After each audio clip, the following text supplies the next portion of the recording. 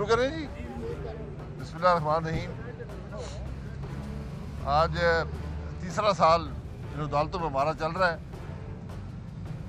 ना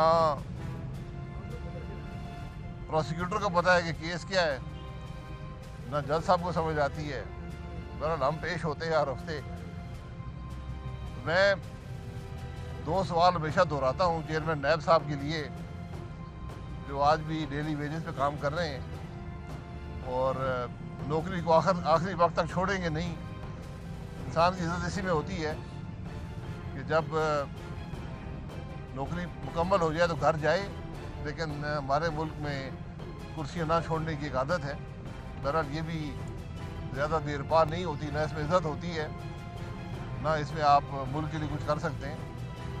तो मेरे दो सवाल चेयरमैन नैब साहब के लिए हमेशा होते हैं कि एक तो ज़रा ये बता दें कि आपने इस मुल्क में कितने सियासतदानों को पकड़ा है और जो आपने केस बनाए हैं ज़रा एक एक करके उनकी हकीकत पाकिस्तान के अवाम के सामने रख दें। और दूसरी दरख्वास्त ये है कि इन अदालतों में कैमरे लगाएं और पाकिस्तान के अवाम को दिखाएं कि उनके नुमाइंदों ने कितनी करप्शन की है। क्योंकि यहाँ न चेयरमैन नैब थकता है इल्ज़ाम लगाने से, न इस हुकूमत के वज़ीर थकते हैं, न वज़ीर-ए-आज़म खुद थकता है। जिस वज़ीर-ए-आज़म ने मुल्क के अंदर मईशत को तबाह कर दिया हो, अवाम को महंगाई के बोझ तले दबा दिया हो, आज वो कोई अपनी हुकूमत का दिफा करने से कासिर है। सिर्फ उसके में ये इल्ज़ाम होते हैं कि मैं किसी को छोड़ूंगा नहीं। तो मैं चेयरमैन नैब साहब से पूछूंगा कि ज़रा अवाम को बताएं कि आपके पास कौन सी करप्शन के सबूत हैं, कौन से केस आपने बनाए हैं। और मेरी इमरान खान साहब से, इनके वज़ीरों से जो रोज़ प्रेस कॉन्फ्रेंसें करते हैं, कि आप भी ज़रा बता दें कि आप जो ये गैर कानूनी ओहदों पर बैठे हुए हैं, इनकी क्या हैसियत है। और मैं ये ज़रूर पूछूंगा कि ये जो इस हुकूमत के करप्शन के केस हैं, इसकी कोई इंतहा नहीं है। हर रोज़ एक नया केस आता है, वो चेयरमैन नैब को नज़र नहीं आते। ये इन सवालात का जवाब आपको एक दिन देना पड़ेगा। और मैं फिर दोहरा देता हूँ कि चेयरमैन नैब साहब भी अपने असासों की तफसील देकर जाएं और ये जो इस हुकूमत के गैर कानूनी गैर आइनी बशीर एहतसाब थे, वो भी ज़रा अपने असासों की तफसील देकर जाएं। कि कल आपसे पूछा जाएगा कि आपने जो असासे इस मुल्क में बनाए वो कहाँ से बनाए हैं। हमने जवाब दे दिया है, पब्लिकली दिया है, आज भी देने को तैयार हैं कि आप दे सकते हैं। मुल्क में सिर्फ बात यहाँ ख़त्म नहीं होती। हमारे सदर साहब हैं, सदर का ओहदा रियासत का ओहदा होता है। बदकिस्मती से वो आज हुकूमत के एक डेली बेस के मुलाजिम के तौर पर काम करते हैं। रात को कोई ऑर्डिनेंस आए उसको साइन करके भेज देते हैं।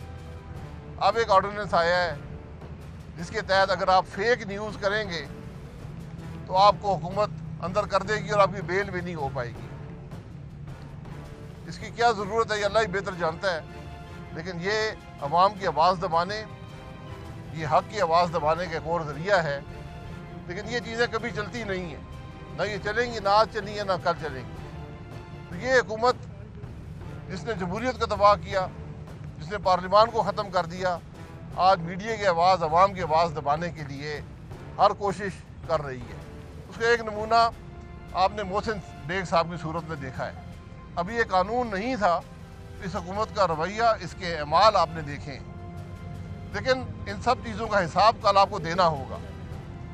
और मेरी DGFIA, ये IG पुलिस जो सूबों के हैं, इस्लामाबाद के हैं, इनसे गुजारिश है कि इस हुकूमत के जिसके दिन थोड़े हैं, इसके गैर कानूनी गैर आइनी अमाल में शरीक मत हो, वरना कल नुकसान आपका होगा।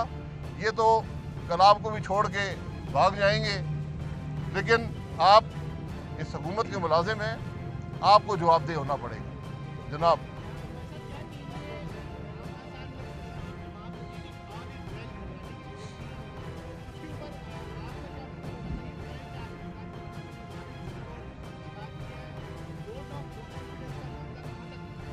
वोट ऑफ नो कॉन्फिडेंस का मामला मुशावरत हो रही है, इंशाल्लाह वक्त पे पेश हो जाएगा और वक्त दूर नहीं है। तो बिल्कुल इमरान खान साहब ठीक कहते हैं कि घबराए नहीं। उन्होंने अवाम को भी कहा था, तो अवाम तो घबरा गए। तो मेरा ख्याल अब इमरान खान के घबराने के दिन है।